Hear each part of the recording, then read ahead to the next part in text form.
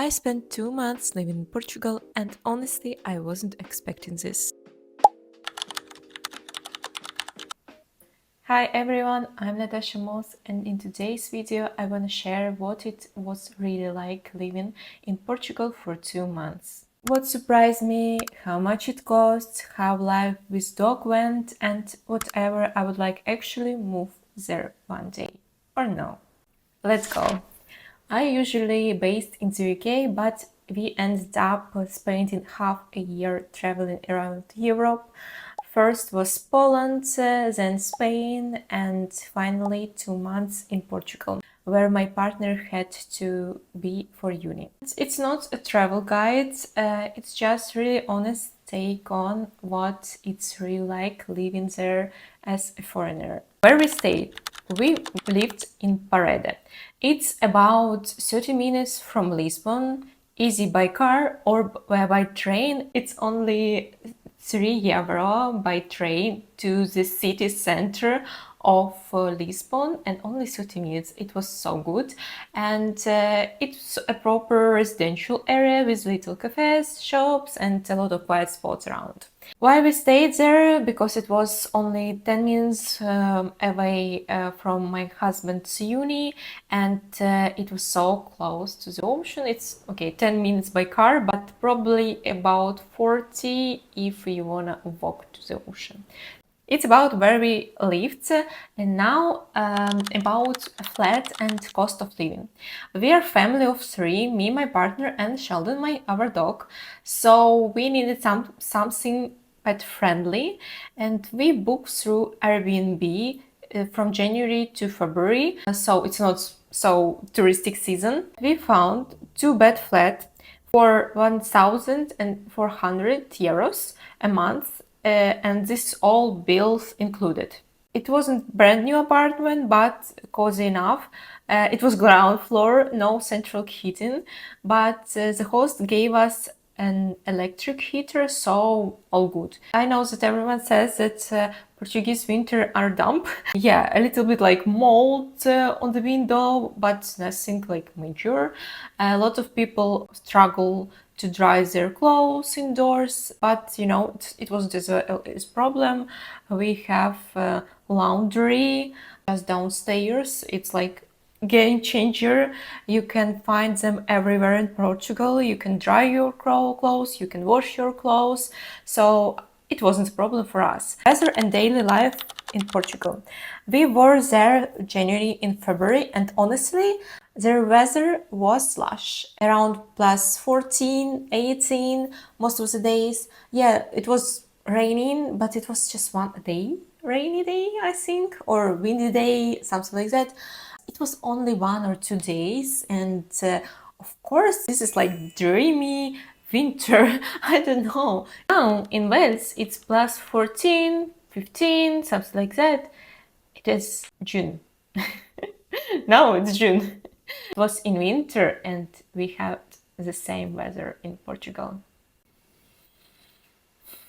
Maybe we got lucky, yeah, about the weather, but coming from the UK, it felt like summer. I have seen that March can be really rainy, so our timing was perfect.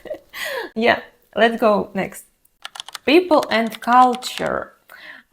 This part generally blew me away because like I chatted with more locals in Portugal than I ever do in the UK. I don't know Portuguese, yeah. I'm not saying anything bad. I'm just, and this is how it was. First thing, everyone spoke English. Like, this is the best. When I was in Spain, no one knows English, and you speak in English, and they are answering you in Spanish, and you don't know Spanish. I don't know Spanish. How could I answer you in Spanish?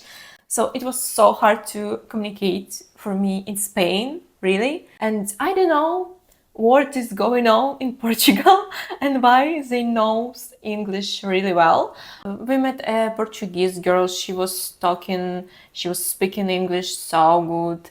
And a lot of people, you can just talk with everyone in Portugal in English. This is incredible. For me, it was the best experience ever. I felt like, oh my God, I can communicate and people easily communicate with me. And if there wasn't this, gap, because it's not their first language, it's second language, as well as mine. English is my second language, and it was easy. It was so easy to communicate with them. I don't know. They were kind, helpful, always smiling, and they made me feel like I belong. And there is a lot of young expats there too, so you don't feel out of place. Food and shopping. I'm really picky with food, so picky. If I had to rank it, I would say the first, it's Ukrainian, of course, the most delicious. The second, Spain, and then Portugal. Groceries were affordable. We spent around 100 euros per week just for two of us. We mostly went to Doce, I don't know how they pronounce it, but this is a good one, grocery store. They are everywhere in Portugal, in around Lisbon, 100%.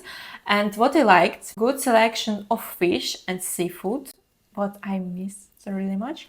French orange juice in shop, and I love it in matcha. It's 10 out of 10. If you haven't tried matcha with orange juice, half of matcha, half of orange juice, and this is the best drink I ever had. Of course, iced matcha. What truly surprised me, it was the mix of friendliness, honesty, and politeness in people. As an immigrant, I felt genuinely safe and welcomed in their environment. That really stood out. Hello, can you stop shouting, please? I hope you living with dog in Portugal, how it felt. I actually loved how people treated dogs just from what I saw on the street and how we were treated at vet. It felt like very kind and respectful. What I didn't like, it's really fewer walking areas compared to the UK, of course. In the UK, you step outside, you are within walking distance of parks or open fields. In Portugal, where we lived, the closest to large park was about 20 minutes drive away in Sintra. We had small green spaces nearby, of course, but for me and Sheldon, it just wasn't quite enough. But we visited the ocean, and even though there was a sign, I'm sorry, there was a sign saying dogs were not allowed it, there were dogs everywhere at the beach. Yeah, we joined them too. I'm sorry, but I don't know, maybe it was love. What I'm definitely taking with me is the sense that Portugal is a very comfortable country, both in terms of the climate and the people. It's dog friendly, calm, warm in every sense. I even consider living there more long term, but I just don't see enough space for me for growth personally. So for now, the UK still feels like the best place for me to be. The next episode is going to be about Wales, because now we are in Wales and it's raining right now. Really like sunny and rain, of course. We are in Wales. That's it. Don't forget subscribe, like, comment this video. I appreciate your support and see you on my next episodes.